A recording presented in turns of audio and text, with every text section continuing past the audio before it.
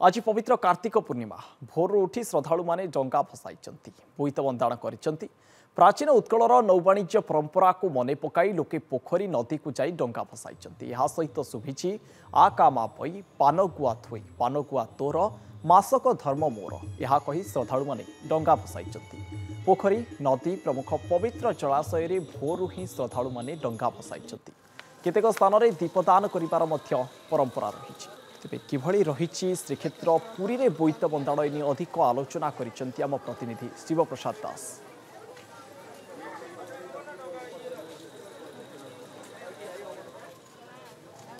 आका मा बई पानगुआ थोई पानगुआ तोर मासक धर्म मोर जेहेतु आज कार्तिक मासर अंतिम दिन कार्तिक पूर्णमी एथि निमंते महादोदी कूल डंगा छाड़ापी अनेक श्रद्धालु एकत्र होती एठी आप देखिपे एक भक्तिमय परिवेश सृष्टि होती केवल महादोदी नुहे विभिन्न तीर्थ पुष्करणी में अनेक श्रद्धालु पुरीवासी डंगा छाड़ुंट कारण आज दिन एक स्वतंत्र महत्व तो रही कारण आज दिन में जो साधव पुओ मैंने वाणिज्य नहीं जो डंगा छाड़ा जाता से उद्देश्य आज समस्ते एकत्र होती विभिन्न तीर्थ पुष्करणी एकत्र होती आप देखिपे समस्ते डंगा छाड़ा सहित बालुका पूजा करुँच अंपटे एक अनन्य दृश्य देखिए ये एक भक्तिमय परिवेश जो भाव कहूली समस्त हाथ में दीप रही दीप सहित बालुका पूजा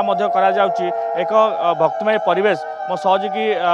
सागर रही मुझे देखा चाहिए सूर्य उदय आप देखिपे से जो चित्र कारण समस्ते से सूर्य उदय देखुंट सूर्य नमस्कार कारण आज दिन में एक स्वतंत्रता रही कारण आज दिन में विभिन्न तीर्थ पुष्करणी डंगा छाड़ा सहित स्नान करेंगे और महाप्रभु को दर्शन करेंगे आज महाप्रभु राजराजेश्वरी बेश बा सुना बेश अगणित भक्त श्रद्धालु को दर्शन देवे से जो एक श्रीमंदिर में अनेक भक्तर प्रबल गहली देखा देती आप देखिपे से चित्र आम महादोदी कूल अच्छू एवं एठी हजार हजार संख्यार श्रद्धालु माने एकत्र होती डंगा छाड़ा सहित से सूर्य को नमस्कार करुँच एक जो उत्कलीय परंपरा कथा कहुँ से उत्कलीय परंपरा एक निदर्शन और समस्त हाथ में डंगा रही दीप रही ये बालुका पूजा आम प्रतिज्ञा ना माँ कौन कहे आज एक पवित्र दिन कार्तिक पूर्णमी आज केते खुशी मन कर डंगा छाड़ा सहित सूर्य को नमस्कार कर सूर्य देवता तांके धर्म देवता आदित्य देवता तांके आमर धर्म रक्षा कर ये बोईत बसैले पितृलोक मैंने ये संतोष हे आशीर्वाद देवे भगवान हेल्ले संतोष होगी आमको आशीर्वाद देवे से आमको बेस आग्रह लगुच आज धर्म करने आज कार्तिक मासर शेष दिन आज उद्यापन कर कार्तिक व्रत से मन दुख रही कि आम पुण्य मासर शेष दिन आज बहुत खुशी लगुच आज पितृलोक भगवान आशीर्वाद आम अच्छी आम आसीचु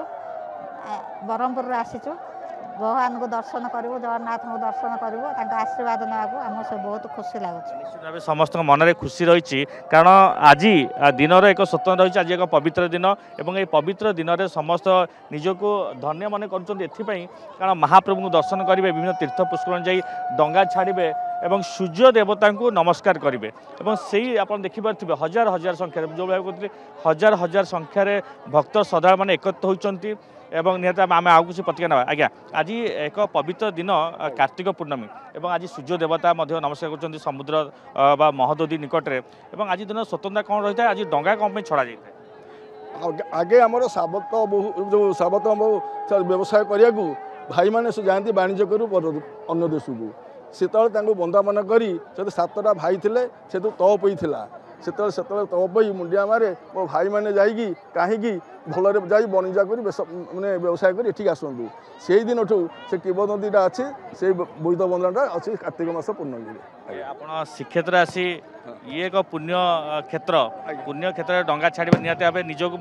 पुण्य मन हाँ आम डंगा छाड़ू प्रति वर्ष मो घर हूँ सुदर्शन नगर ए बड़शंख पुरी तेणु आम प्रति वर्ष आसू ये डंगा छाड़ी जगन्नाथ जगन्नाथ सूर्यनारायण जगन्नाथ दर्शन कर डंगा बसे आनंद घर को जाऊ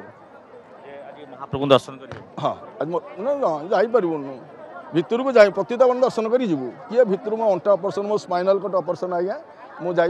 से पतितावन दर्शन कर जाए पुरी रे